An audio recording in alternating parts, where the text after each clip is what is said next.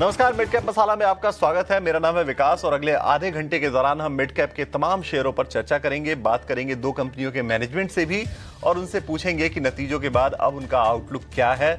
Mid cap का पूरा action लेकर आएंगे आपकी स्क्रीन पर, लेकिन सबसे पहले एक काम करते हैं, आज के मार्केट का हाल देख लेते हैं। आज के मार्केट का हाल बहुत अच्छा तो नहीं है और शुक्रवार है तो निश्चित तौर पे ये ट्रेंड जो है वो लगातार चलता आ रहा है और वो आज भी जारी है।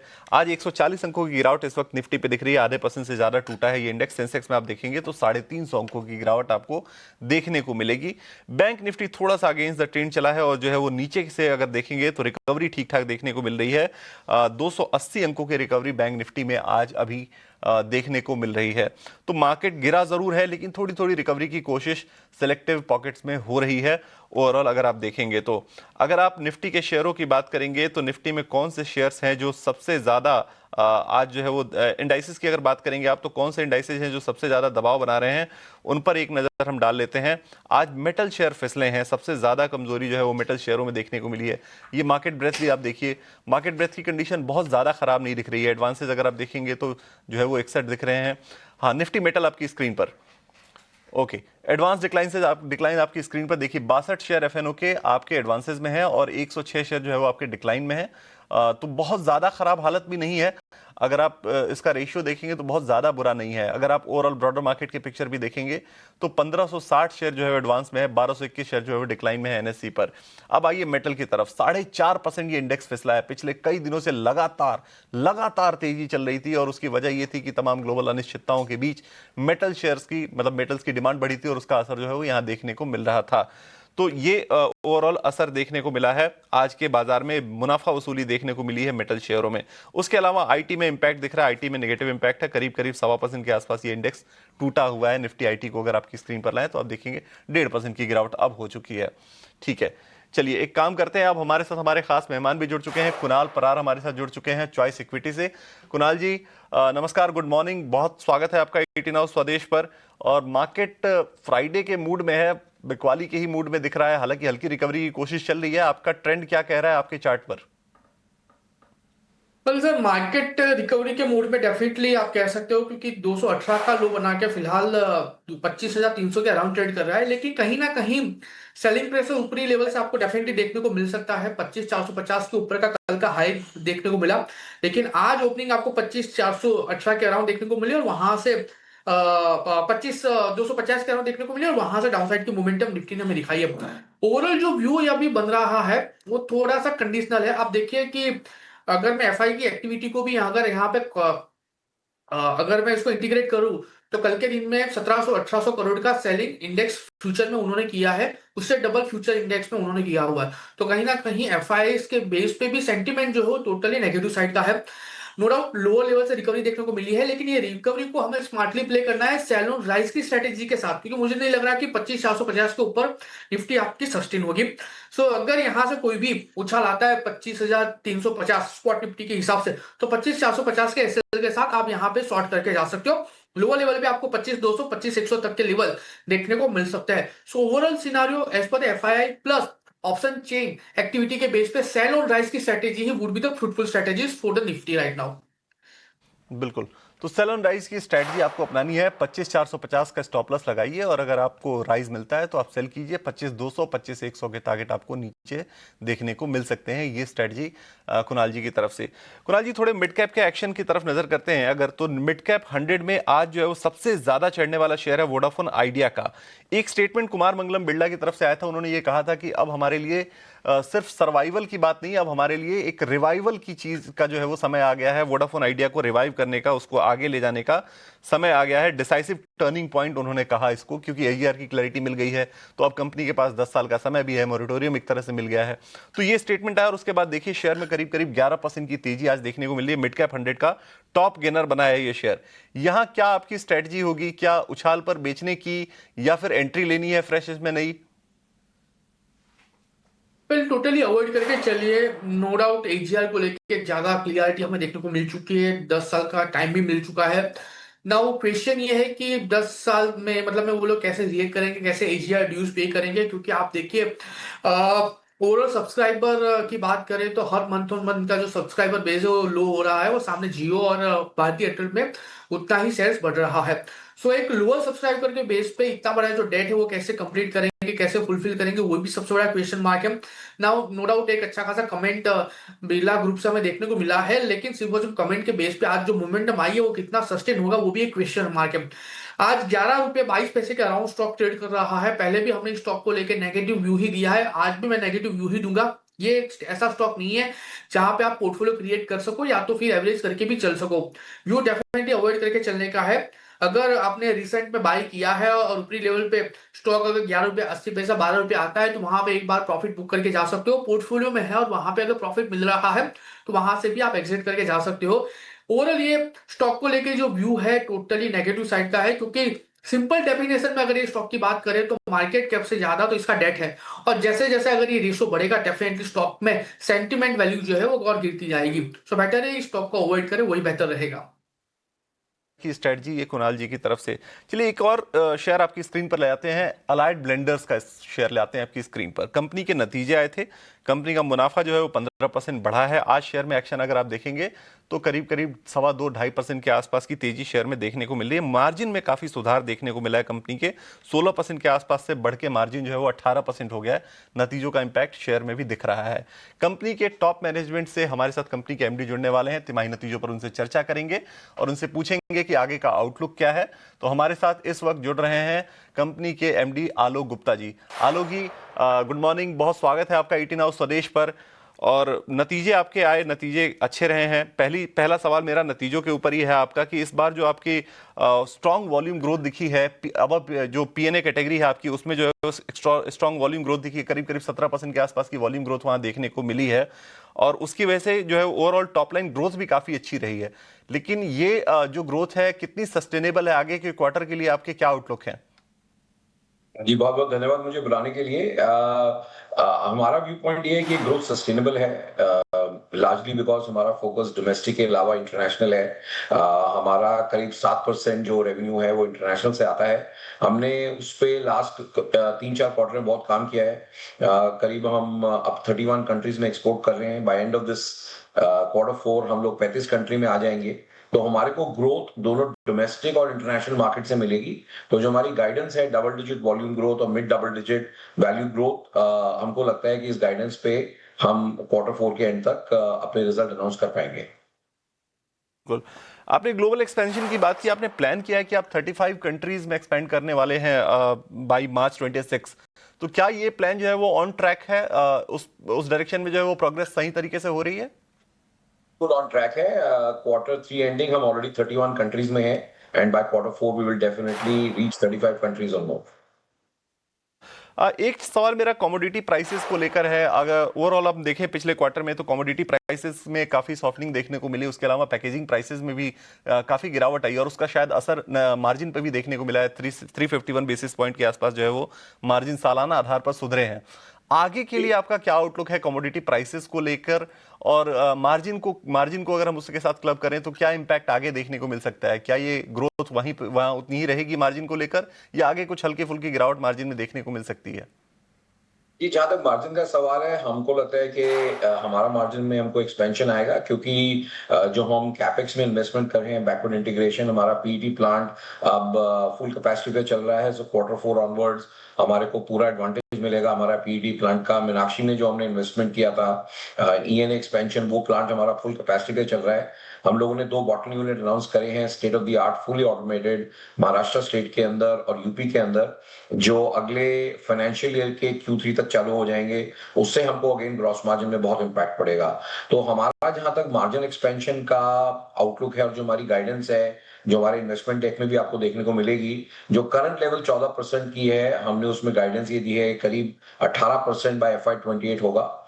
जहां तक सवाल है कमोडिटी प्राइसेस का, हमारा आउटलुक शॉर्ट टर्म में ये है कि कमोडिटी प्राइसेस विल होल्ड। थोड़ा हमको जो वॉच करना है वो हमको फॉरेक्स को करना है, बिकॉज इंडिया इंपोर्ट करता है यूके से। तो थोड़ा पाउंड जो भी थोड़ा स्ट्रांग हुआ है, बस उसी को वॉच करना है। बट मुझे नहीं लगता कि Q4 के अंदर कोई सिग्निफिकेंट इंपैक्ट मार्जिन पे आएगा। सर एक आखिरी सवाल मेरा इस चीज़ पर, अभी लगातार बात चल रही है EU FTA डील पर, यूरोपियन यूनियन के साथ डील हुई है, तो इस डील का आपके ओवरऑल इंडस्ट्री पर क्या इम्पैक्ट पड़ेगा, क्या बेनिफिट्स आपको मिलेंगे आपके पर्टिकुलर इंडस्ट्री पर, और आपको इससे कितना फायदा होगा? जी। जहां तक इनबाउंड की बात है कि यूरोप से जो हम इंपोर्ट करते हैं, कुछ वोडका इंपोर्ट करते हैं, ब्रांडीज इंपोर्ट करते हैं, कोनियाक इंपोर्ट करते हैं, लिक्योर्स इंपोर्ट करते हैं, जो हमारी अल्कोहल इंडस्ट्री का बहुत छोटा हिस्सा है। तो इनबाउंड इंपोर्ट पे हमारा आउटलुक ये है कि खास इम्पैक्ट नहीं पड़ेगा। आउटबाउंड एक्सपोर्ट हम अपना सिंगल मॉल्ट प्लांट रंगापुर में लगा रहे हैं। 2029 में हम अपनी सिंगल मॉल्ट लॉन्च करेंगे। जहां तक आउटबाउंड एक्सपोर्ट इंटरनेशनल रेवेन्यू का सवाल है, हमारा ये मानना है कि इसके अंदर हमको अपॉर्चुनिटी मिलेगी। ABD is also planning to set up export hub in Europe, जहां से हम पूरी ईयू मार्केट को फीड कर पाए। तो हमारा ऐसा मानना है कि इनबाउंड इंपोर्ट्स का ज्यादा इम्पैक्ट नहीं आएगा, मगर कितनी बड़ी अपॉर्चुनिटी हमको आउटबाउंड एक्सपोर्ट में मिलेगी, that is a wait and watch. Outbound में अपॉर्चुनिटीज मिलेंगी, ये हमें देखना पड़ेगा वक्त के साथ, ये मैनेजमेंट का कहना है। बहुत शुक्रिया आलोक जी आज जुड़ने के लिए 18 हाउस स्वदेश पर और नतीजों पर इतने डिटेल में अच्छे तरीके से बात करने के लिए, कंपनी का आउटपुट बताने के लिए। चलिए अब आगे बढ़ते हैं, इस शेयर पर हमारे कुणाल जी से एक राय ले लेते हैं। कुणाल जी, अलाइड ब्लेंडर्स आज 2.5% के आसपास की तेजी है, नतीजे अच्छे आए और कंपनी का मैनेजमेंट जो है वो आउटलुक को लेकर काफी पॉजिटिव है। उनका ये कहना है कि मार्जिन आगे भी और बढ़ेंगे, 351 बेसिस पॉइंट के आसपास जो है वो इसी क्वार्टर में बढ़े हैं वाई ऑन वाई, और आगे भी और एक्सपेंशन की जो है वो आउटलुक दे रहे हैं। क्या नजरिया आपका बनता है चार्ट को देखते हुए? वैसे चार्ट को देख के ट्रेडिंग के लिहाज से तो कोई नजरिया नहीं बन रहा है, लेकिन मैं यहाँ पे ये जरूर कहूंगा कि जिस हिसाब से मैनेजमेंट की अभी कमेंट्री आई, उन्होंने जो खुल के बात की है, एंड चार्ट पे जो व्यू बन रहा है, दोनों अलाइन है फॉर नॉर्थवर्ड डायरेक्शन। स्टॉक 467 के अराउंड है। यहाँ पे दो व्यू बनेंगे। पहला व्यू उन लोगों के लिए जिन लोगों ने ऑलरेडी एंट्री बनाई है और पोर्टफोलियो में फिलहाल उनको लॉस है, तो मैं कहूंगा कि ये जो लेवल है परफेक्ट लेवल है नई एंट्री करने के लिए, एवरेज करने के लिए 467 के अराउंड है। और दूसरा भी उनके लिए जो एक नया स्टॉक चाहते हैं पोर्टफोलियो में ऐड करने के लिए, यहाँ पे खरीदारी करके चले। लोअर लेवल पे 430 का एसएल आएगा, एसएल थोड़ा बढ़ाएगा, 7.5-8% का एसएल है, लेकिन घबराने वाली बात नहीं है। पहले भी स्टॉक ने 430 के अराउंड का रेजिस्टेंस फेस किया था ना, वही रेजिस्टेंस स्टॉक के लिए काफी अच्छा सपोर्ट बन चुका है। आने वाले दिनों में ये स्टॉक आपको सबसे पहला टारगेट जो दिखाएगा वो 500 को होगा, 500। जैसे ही 500 ये ब्रेक करेगा, आपको ऊपरी लेवल पे 540 से लेके 580 तक के लेवल ये स्टॉक दिखा सकता है, यानी तकरीबन 16 से लेके 23% तक की मोमेंटम ये स्टॉक दिखाने के लिए रेडी हो सकता है। सो डेफिनेटली यहाँ पे खरीदारी करके चलने की सलाह रहेगी। 430 के एसएल के साथ 495 पहला टारगेट, जो हिडन टारगेट है वो जैसे ही क्रॉस करेगा, अल्टीमेट टारगेट 540 से लेकर 580 आपको देखने को मिल सकते हैं। तो 430 के टारगेट के साथ आपको ये 430 के स्टॉप लॉस के साथ आपको ये शेयर एवरेज करने का मौका है। यहाँ खरीदारी की राय है, 530-580 तक के टारगेट आपको देखने को मिल सकते हैं। ये कुणाल जी की राय है, काफी बुलिश नजरिया, और कंपनी के मैनेजमेंट से भी हमने बात की, मार्जिन एक्सपेंशन को लेकर काफी पॉजिटिव है वो। उनका ये कहना है कि मार्जिन आगे भी बढ़ेंगे। तो चलिए आप यहाँ नजर रख सकते हैं, लेकिन फिलहाल हमें लेना होगा एक छोटा सा ब्रेक। एक छोटे से ब्रेक के बाद जब हम वापस लौटेंगे तो कुछ और मिड कैप शेयरों पर बात करेंगे, और एक और कंपनी के मैनेजमेंट से हम इंटरेस्टिंग कन्वर्सेशन जो है वो इस ब्रेक के बाद करने वाले हैं। तो फिलहाल एक छोटा सा ब्रेक।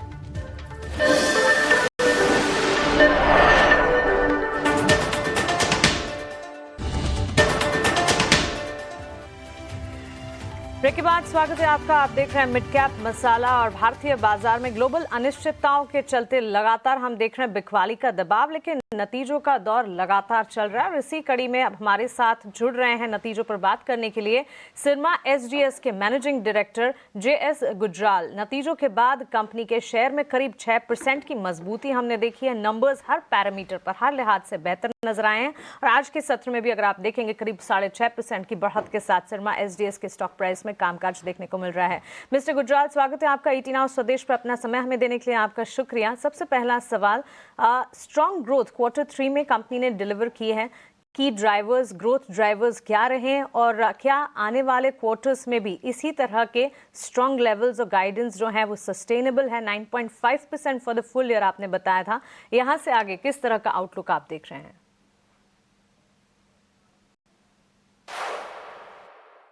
देखिए, हम जैसे हर बार कहते आ रहे हैं कि हमारा जो विजन होता है वो लॉन्ग टर्म विजन होता है। ये क्वार्टर हमारे लिए अच्छा रहा। इस क्वार्टर में जो एक मूल बात थी, हमारा एक्सपोर्ट्स 67% बढ़ा है, और एक्सपोर्ट्स एक हाई मार्जिन बिजनेस होता है। और बाकी सब वर्टिकल्स में भी, चाहे वो ऑटोमोटिव हो, चाहे मेडटेक हो, चाहे इंडस्ट्रियल हो, सब में क्वार्टर ऑन क्वार्टर अच्छी 40-45% की ग्रोथ हुई है। अगर हम पीछे थोड़ा जाएं, पहले क्वार्टर में हमारी 18% नेगेटिव ग्रोथ थी। दूसरे क्वार्टर में हमने 37% ग्रोथ दी रेवेन्यूज में। तीसरे क्वार्टर में ये 37% बढ़ के 44% हो गया, 45% हो गया है। और हमें बड़े कॉन्फिडेंस है कि इसी तरीके से हमारा चौथा क्वार्टर भी ठीक जाएगा और हम अप्रोक्सीमेटली 5,000 करोड़ की रेवेन्यू फिगर जो हमने गाइड की थी, अप्रोक्सीमेटली 500 करोड़, हम उस तक पहुंच जाएंगे। अभी हम ऑलरेडी 3400 करोड़ के ऊपर बैठे, विच मीन्स हमें 1500-1600 करोड़ करना है। और वो जो हमारे ऑर्डर्स हैं उसमें हमें लगता है कि हम वही अप्रोक्सीमेटली 5000 करोड़ के ऊपर पहुंच जाएंगे।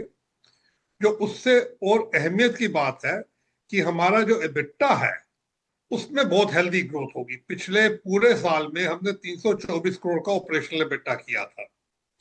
इस बार हम कॉन्फिडेंट हैं कि ये 500 करोड़ के करीब पहुंचेगा। तो इट मींस कि ऑलमोस्ट लाइक 75% जंप हमारे एबिटा में होगी। और अगर हम 3 महीने का या 9 महीने का दोनों का देखें, हमारे एबिटा में सब में अच्छी ग्रोथ आई है। हाँ बिल्कुल, रेवेन्यू के फ्रंट पर 45% के अप मूव्स देखने को मिले हैं। मार्जिन्स में भी हमने देखा है 9% से लेकर 13% के लेवल्स नजर आ रहे हैं। मुनाफे के फ्रंट पर भी बढ़त है, लेकिन वर्किंग कैपिटल डेज जो हैं सालाना आधार पर बढ़े हैं, 64 से 76 पर जाते हुए दिखे हैं। इसके पीछे की वजह क्या है? What is driving the increase according to you? और normalize working capital days levels आप क्या देखते हैं? नहीं, देखिए, वर्किंग कैपिटल हमारा, हमने पिछले बार भी कहा था कि हम अप्रोक्सीमेटली 73 दिन पे गए हुए थे पिछले क्वार्टर में, और इस क्वार्टर में हमने उसको कंट्रोल किया है। हमारा जो टारगेट है 60 और 65 दिन तक का वर्किंग कैपिटल लाने में, जो हमारा कोर बिजनेस है उसमें हम बड़े कॉन्फिडेंट है कि हम ईयर एंड तक उसको 60 और 65 दिन के बीच में ले आएंगे। द ट्रेंड ठीक हो गया, इस क्वार्टर में अच्छा रहा है, हमारी ऑपरेशनल कैश फ्लो भी अच्छी रही है इस क्वार्टर में। तो वर्किंग कैपिटल एक एसेंशियली इन ईएमएस इंडस्ट्री, आपको उसके ऊपर से नजर नहीं हटानी। आपने नजर हटाई तो वो 1 मिनट में बढ़ जाता है। तो वो हमारी टीम्स का बहुत ही अहम और फोकस अप्रोच है वर्किंग कैपिटल। और ये हमारी टीम्स फाइनेंस की, ऑपरेशंस की, सेल्स की ऑलमोस्ट डेली और वीकली बेसिस के ऊपर क्लाइंट वाइज मॉनिटर करती हैं कि कहाँ पैसा फंसा है, कहाँ से कुछ लगा के सॉर्ट ऑफ आपको रिकवरी करनी है। बिल्कुल ठीक बात है। बहुत शुक्रिया सर आज जुड़ने के लिए 18 हाउस स्वदेश पर, और नतीजों पर बात करने के लिए, बताने के लिए कि वर्किंग कैपिटल में जो है वो इंक्रीज क्यों आई है और उसको लेकर आपके आगे के आउटलुक्स क्या हैं, ग्रोथ को लेकर आपके आगे के आउटलुक्स क्या हैं। बहुत शुक्रिया। चलिए आगे बढ़ते हैं और हमारे कुणाल जी अभी हमारे साथ जुड़े हुए हैं, उनसे एक राय ले लेते हैं। शेयर पे 6.5% के आसपास की तेजी शेयर में देखने को मिल रही है। सिरमा एसजीएस की बात मैं कर रहा हूं। कुणाल जी, क्या नजरिया आपका बनता है शेयर को लेकर? मैनेजमेंट को हमने अभी सुना, ग्रोथ को लेकर काफी ऑप्टिमिस्टिक है। वेल, व्यू फिलहाल थोड़ा डाइसी है for creating any new position. अभी स्टॉक 768 के अराउंड है। बहुत बढ़िया मोमेंटम स्टॉक में देखने को मिल चुकी है। पिछले एक हफ्ते में स्टॉक एक टाइम पे 650 के अराउंड ट्रेड कर रहा था और उसके बाद आज 802 के हाई भी लगे, यानी 150 पॉइंट की मोमेंटम एक ही हफ्ते में हमें देखने को मिली है। नई पोजीशन यहाँ पे बना के चलने की सलाह बिल्कुल नहीं रहेगी। अगर आपके पास ऑलरेडी पोजीशन है तो आप इसको कैरी करके जा सकते हो। आने वाले दिनों में यहाँ पे 825 तक के लेवल हमें देखने को मिल सकते हैं। 825 जिस दिन ब्रेक होगा ये आपको 900 तक के भी लेवल दिखा सकता है। तो व्यू नई खरीदारी के लिए बिल्कुल नहीं है। अगर आपके पास स्टॉक में पोजीशन है तो आप इसको होल्ड करके चल सकते हो। एब्सोल्युटली, तो एग्जिस्टिंग पोजीशंस को इंटैक्ट रखा जाए, नई खरीदारी से फिलहाल बचें, दूर रहें, ये राय आपको मिलती हुई। कुणाल, बहुत शुक्रिया आपका हमारे साथ जुड़ने के लिए, सवालों के जवाब और साथ ही मार्केट पर आपका आउटलुक, आपके एनालिसिस हमारे साथ शेयर करने के लिए। Thank you so much. Have a nice day and a great weekend to you. और चलिए इसी के साथ मिड कैप मसाला को हम यहीं समेटने जा रहे हैं। फिलहाल मुझे और विकास को आप दीजिए इजाजत, लेकिन 18 हाउस स्वदेश पर मार्केट का एक्शन लगातार जारी है। आप बने रहें हमारे साथ। नमस्कार।